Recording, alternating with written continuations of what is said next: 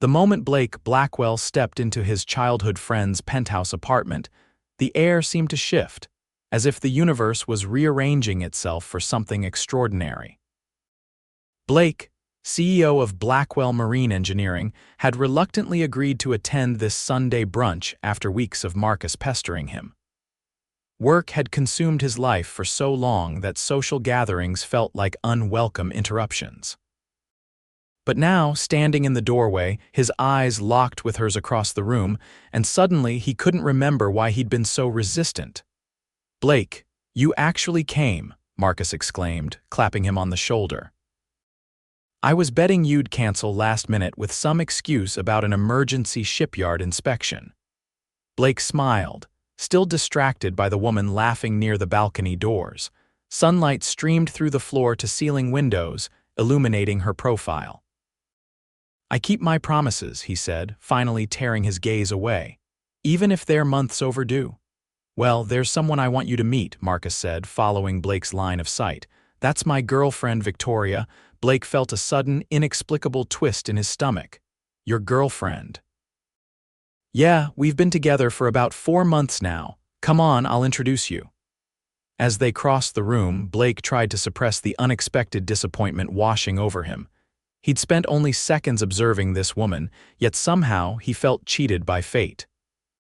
Victoria turned as they approached, and Blake was struck by the warmth in her amber eyes. Her dark hair fell in loose waves past her shoulders, and she wore a simple sundress that seemed to catch every ray of light in the room. "Vic, this is Blake Blackwell, the friend I've been telling you about. We grew up together in Newport. The elusive CEO finally appears," Victoria said with a smile that reached her eyes. "Marcus was beginning to think you were a figment of his imagination." Blake found himself smiling back. "I've been accused of being a workaholic, but never a ghost." "Blake runs Blackwell Marine Engineering," Marcus explained. "They build some of the most advanced custom yachts and commercial vessels in the world." "And what do you do?" Blake asked Victoria, genuinely interested. "I'm a marine biologist. I work with the Pacific Conservation Institute." "She's being modest," Marcus interjected. "She leads their whale migration research program." Blake's interest deepened. "So you're out on the water as much as my ships are," Victoria laughed, the sound light and genuine. "Probably more. I practically live on research vessels." "And this is Victoria's friend, Olivia," Marcus continued, gesturing to a petite blonde who had joined them. Blake nodded politely, though his attention remained fixed on Victoria. There was something compelling about her that he couldn't quite define, a quiet confidence, perhaps, or the intelligence that sparkled behind her eyes. The brunch progressed with easy conversation flowing among the dozen or so guests. Blake found himself gravitating toward Victoria throughout the morning, drawn into discussions about ocean conservation, her research, and their shared love of the sea. "Your company's new propulsion system has significantly reduced fuel consumption," Victoria noted as they stood by the buffet table. "That's making a real difference for marine ecosystems." Blake raised an eyebrow. "You've researched my company." Victoria spooned fresh fruit onto her plate. "I make it my business to know which companies are helping the ocean and which are hurting it. Yours is doing good work." "That's refreshing to hear. Usually, people only care about how fast the boats go or how luxurious the interiors are." "Well, I care about what's under the surface," Victoria said, "both with oceans and people." Their conversation was interrupted when Marcus slid his arm around Victoria's waist, pulling her close to introduce her to another guest. Blake watched them walk away, feeling a confusing mix of emotions. He respected Marcus too much to envy him, but he couldn't deny the connection he'd felt with Victoria in just these brief interactions. As the brunch drew to a close, Blake found himself lingering, reluctant to leave. When Victoria mentioned an upcoming conservation fundraiser, he immediately offered Blackwell Marine as a sponsor. "That's incredibly generous," she said, genuine surprise in her expression. "It's good business to support ocean health," Blake replied, though they both knew his motivation wasn't entirely professional. When Blake finally left, he carried with him a strange sense of loss, as if he'd found something precious only to discover it was already claimed. The drive back to his waterfront estate felt longer than usual, his thoughts returning repeatedly to Victoria's laugh, her passionate descriptions of whale communication patterns, and the way her eyes lit up when discussing her work. Over the following weeks, Blake threw himself into his work with even greater intensity than usual, trying to push thoughts of Victoria from his mind. It wasn't like him to be interested in someone unavailable, especially someone dating his oldest friend. Yet he found himself thinking of her at odd moments, during board meetings, while reviewing design specifications, or as he stood on his balcony overlooking the Pacific. 3 weeks after the brunch, his assistant interrupted a meeting. "Mr. Blackwell, I'm sorry, but there's a Marcus Bennett on line 1. He says it's urgent." Blake excused himself and took the call in his office. "Marcus, what's going on?" "Blake, I need a favor," Marcus said, his voice tense. "I'm stuck in Tokyo with these investor meetings, and I promised Victoria I'd attend this marine conservation gala with her tomorrow night. It's important to her, but there's no way I can make it back in time." Blake's grip tightened on the phone. "And you want me to go with her?" "She shouldn't have to attend alone. She's presenting some of her research findings. I know it's asking a lot, but she'd feel more comfortable with someone there she knows." Blake closed his eyes, knowing he should refuse. "Are you sure that's appropriate? Why wouldn't it be? You're my best friend." "She's my girlfriend. It's just a work event." After a moment's hesitation, Blake agreed, ignoring the voice in his head warning him about complications. He told himself he was simply helping out a friend, nothing more. The following evening, Blake arrived at the prestigious oceanfront hotel that was hosting the gala. He spotted Victoria immediately, standing near a display of underwater photography.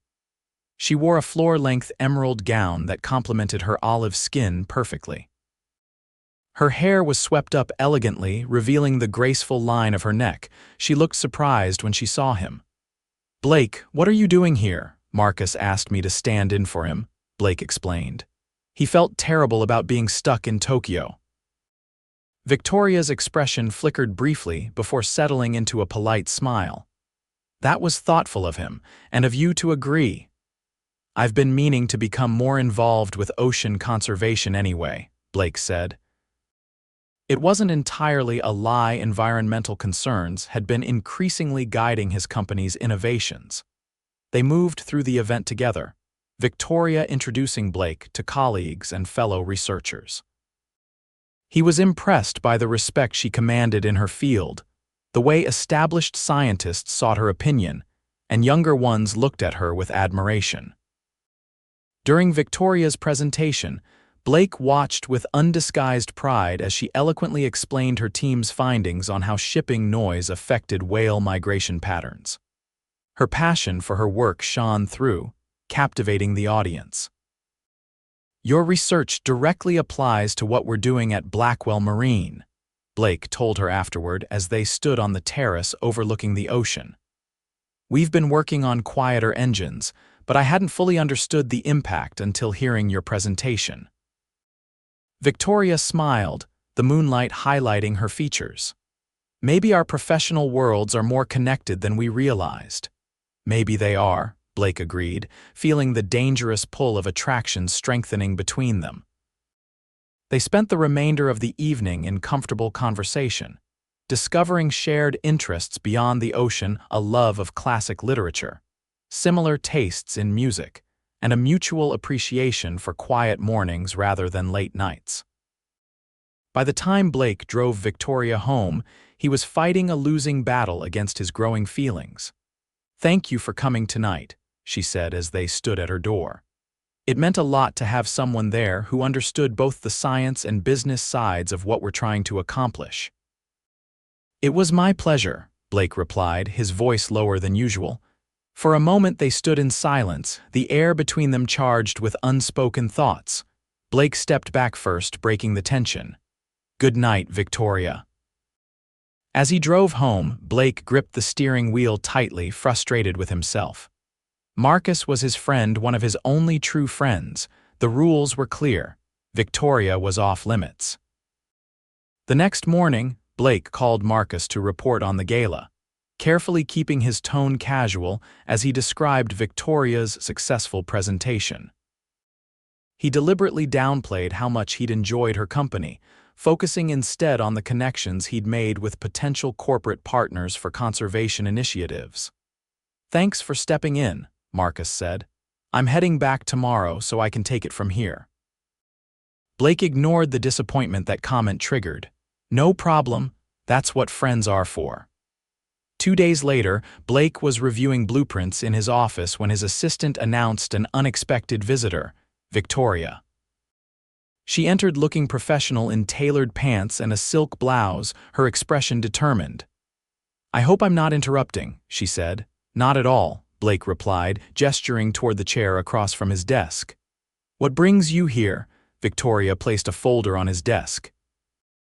"After our conversation at the gala, I thought you might be interested in seeing the full research data. There are some aspects of whale communication that could inform your engine designs." Blake opened the folder, genuinely interested despite his surprise at her visit. "This is fascinating. Our engineers would benefit from understanding these patterns." They spent the next hour discussing potential applications, the conversation flowing easily between them. Blake was struck again by how naturally they connected, how their different expertise complemented each other. As Victoria prepared to leave, Blake walked her to the elevator. "Thank you for bringing this by, it's valuable information." She hesitated before responding. "Actually, Blake, there's something else I should tell you." She took a deep breath. "Marcus and I broke up yesterday." Blake stared at her, processing this unexpected information. "I'm sorry to hear that," he said carefully, uncertain of the appropriate response. "Don't be, it was mutual. We realized we work better as friends." Victoria met his eyes directly. "I thought you should know." The elevator arrived and Victoria stepped inside. "If you have any questions about the research, you have my number." As the doors closed, Blake stood motionless, conflicting emotions washing over him. Relief, guilt, hope, uncertainty, all competing for dominance. He returned to his office and stared out the window at the harbor below, watching boats come and go while trying to sort through his thoughts. His loyalty to Marcus demanded space and time. Yet the undeniable connection he felt with Victoria pulled at him. He picked up his phone several times to call Marcus, then set it down again, unsure what he would even say. 3 days passed before Blake's phone rang with Marcus's name on the display. He answered with trepidation. "So when are you going to ask Victoria out?" Marcus said without preamble. Blake nearly dropped the phone. "What? Don't play dumb. I saw how you looked at her at the brunch, and she told me about bringing the research to your office." "Marcus, I would never." "Blake, listen to me. Victoria and I realized we don't have what it takes for the long haul. We're better as friends. And honestly, I saw something between you two that I've never seen with her and me." "I don't know what to say," Blake admitted. "Say you'll call her. Life's too short to waste on unnecessary complications." After ending the call with Marcus, Blake sat in his home office, staring at Victoria's number on his phone. He finally worked up the courage to call her, inviting her to dinner the following evening. Her immediate acceptance sent a wave of warmth through him. Blake chose a small restaurant on the coast, away from the city's bustle. When Victoria arrived wearing a simple blue dress, her hair loose around her shoulders, Blake felt the same electricity he'd experienced when they first met. "I have to admit, I was surprised by your call," Victoria said once they were seated at a table overlooking the water. "I spoke with Marcus," Blake explained. "He essentially gave his blessing." Victoria smiled. "He called me too, said something about not standing in the way of cosmic forces." Their laughter broke the remaining tension, and dinner progressed with the easy, natural flow that had characterized their previous interactions. Victoria told stories of close encounters with humpback whales, while Blake shared the challenges of balancing innovation with tradition in his family's company. "I've never met anyone who understands both sides of my world the way you do." Victoria said as they walked along the beach after dinner. The science and the business, the idealism and the practicality. Blake took her hand, a simple gesture that felt momentous. I've been surrounded by people my entire career, but I've never felt less alone than when I'm with you. Their first kiss came naturally, with the sound of waves breaking against the shore and stars scattered across the night sky. Blake felt as though something that had been missing from his life had finally fallen into place. In the weeks that followed, Blake and Victoria's relationship deepened. They discovered a rhythm together that balanced their demanding careers with growing personal connection. Blake found himself looking forward to evenings spent discussing her latest research findings or sharing ideas for more environmentally sound vessel designs. Victoria brought color and passion into Blake's meticulously ordered world. She challenged his thinking, pushed back when he worked too much, and showed him the wonders of the ocean from a perspective he'd never considered despite his life's work being built around it. For her part, Victoria appreciated Blake's quiet strength and unwavering support of her career. Unlike previous relationships where her work had always seemed secondary, Blake understood her dedication and even found ways to help advance her research through his company's resources. 2 months into their relationship, Blake invited Victoria to accompany him on the maiden voyage of Blackwell Marine's newest vessel, an eco-friendly research ship, designed with input from her conservation team. "We're calling it the Oceanic Explorer," Blake told her as they stood on the dock, looking up at the sleek white vessel. "It incorporates every innovation we discussed, including the noise reduction technology inspired by your whale migration studies."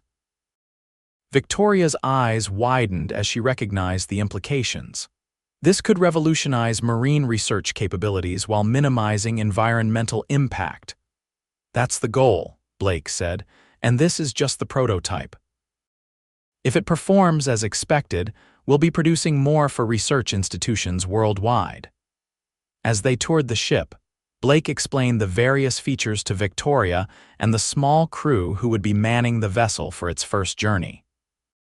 The pride in his voice was evident as he detailed how each system had been designed with both efficiency and environmental consideration in mind.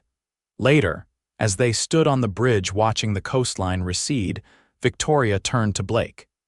"You've created something remarkable here. This ship will help advance our understanding of marine ecosystems in ways we couldn't have imagined before." "We created it," Blake corrected her. "Your insights were instrumental in its design."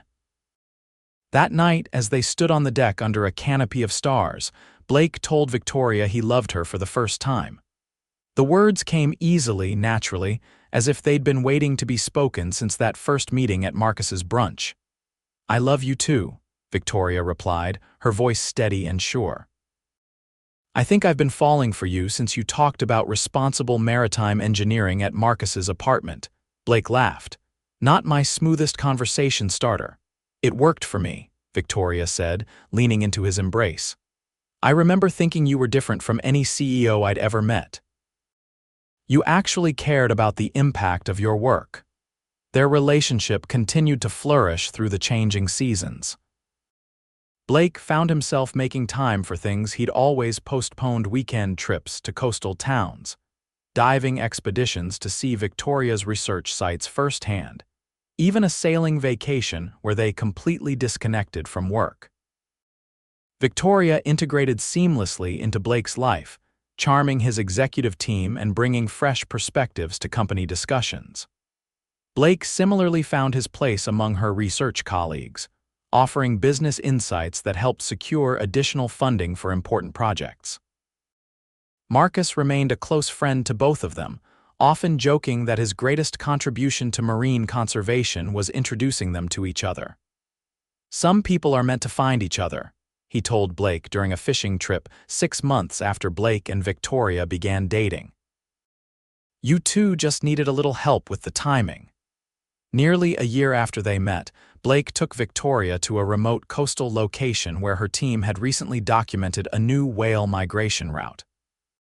He had arranged for a small boat to take them out at sunset, ostensibly so Victoria could check monitoring equipment. As they drifted on the gentle swells, a pod of humpback whales appeared in the distance, their massive forms breaking the surface in a breathtaking display. "They're early this season," Victoria said, excitement in her voice as she recorded the sighting in her research journal. While she was distracted by the whales, Blake quietly retrieved a small box from his pocket. When Victoria turned back to share her observations, she found him holding a platinum ring with a sapphire the color of deep ocean waters. "Victoria Lee," Blake said, his voice steady despite his racing heart, "you've changed my life in ways I never imagined possible. You've shown me that success isn't measured in contracts or profits, but in making a difference and finding someone to share that purpose with. I want to build a life with you, one that honors both our passions and the planet we're working to protect." He took a breath. "Will you marry me?" Victoria's eyes filled with tears that reflected the golden light of the setting sun. "Yes," she answered without hesitation. "Absolutely yes."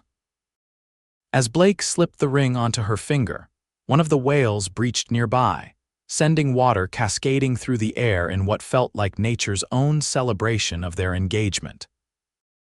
Their wedding took place 6 months later on the deck of the Oceanic Explorer, with Marcus serving as Blake's best man.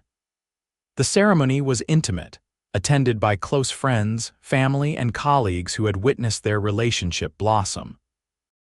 They exchanged vows as the ship gently rocked on the waves, the ocean a fitting backdrop for a love that had grown from a shared passion for its protection.